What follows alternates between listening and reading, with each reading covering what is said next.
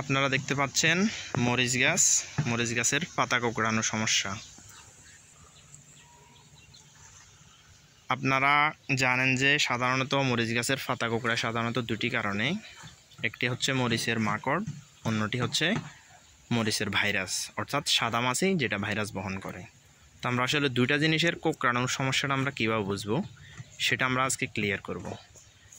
মাকড় সাধারণত পাতার নিচের অংশে থাকে, এই যে আপনারা দেখছেন মাকড় নিচের অংশে থাকে, আর সাদামাছি সাধারণত পাতার উপর অংশে বসে। তো এটার পার্থক্য হচ্ছে আপনার মাকড়ে যদি আক্রমণ করে তাহলে আপনার পাতার আকৃতি সাধারণত নিচ থেকে উপরে নৌকার মতো হয়ে যাবে।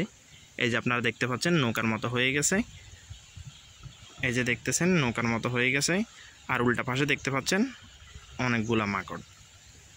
আর সাদামাছি যদি আক্রমণ করে তাহলে পাতা সাধারণত নিচের দিকে বেঁকে যাবে। তো আসলে এটার সমাধান আমরা কিভাবে করব?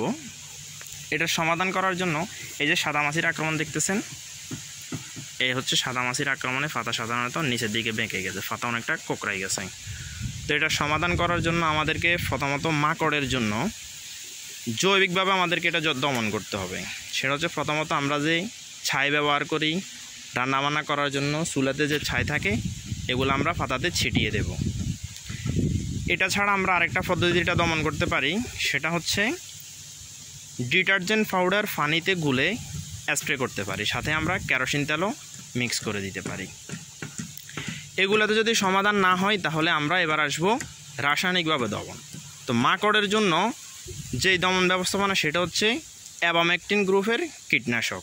অ্যাবামেকটিন গ্রুপের কীটনাশক সাধারণত পাতার উল্টা পাশে দিতে হবে। আর সাদামাছি দমন করতে হবে থায়ামেথক্সাম গ্রুপের কীটনাশক, যেটা সর্বোচ্চ ডোজ।